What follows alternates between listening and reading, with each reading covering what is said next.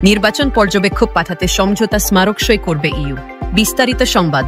আগামী জাতীয় সংসদ নির্বাচনে পর্যবেক্ষক পাঠাতে নির্বাচন কমিশন ইসি ও পররাষ্ট্র মন্ত্রণালয়ের সঙ্গে ত্রিপক্ষীয় সমঝোতা স্মারক সই করতে চায় ইউরোপীয় ইউনিয়ন ইইউ।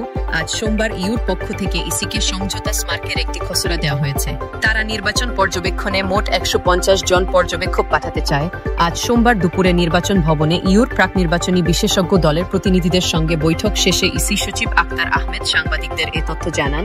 তিনি বলেন, যে খসড়াটি দেওয়া হয়েছে সেটা পর্যালোচনা করে ইসি স্বরের বিষয়ে এগোবে। প্রতিনিধি দল কিছু বিষয়ে ক্লারিফিকেশন ব্যাখ্যা চেয়েছে উল্লেখ করে ইসি সচিব বলেন, ওনারা ইইউ একটা এমওইউ করবেন আমাদের সঙ্গে, ফরেন মিনিস্ট্রি আমাদের সঙ্গে, এবং ইইউ একটা ত্রিপক্ষীয় এমওইউ হবে। যে এমওইউর ধারাবাহিকতায় ওনাদের প্রতিনিধি দল আসবে।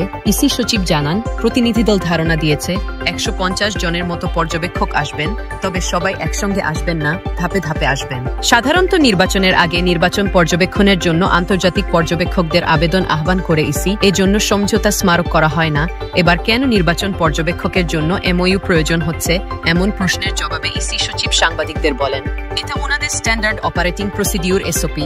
আমাকে বলেছেন এটা ওনাদের এসওপি, সে অনুযায়ী আমাদের একটা খসড়া দিয়ে গেছেন।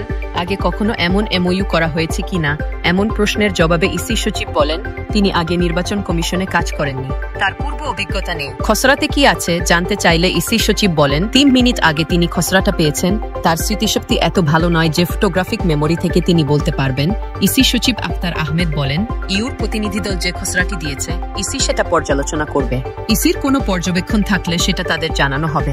সারাহ কুক বলেন, বাংলাদেশের নির্বাচন নিয়ে অন্তর্বর্তী সরকারের প্রধান উপদেষ্টার ঘোষণাকে যুক্তরাজ্য স্বাগত জানায়। নির্বাচন কমিশনের সঙ্গে আজ ভালো আলোচনা হয়েছে। সারাহ কুক আরও বলেন, আন্তর্জাতিক অংশীদারদের সঙ্গে নিয়ে যুক্তরাজ্য নির্বাচন কমিশনকে সহায়তা করছে।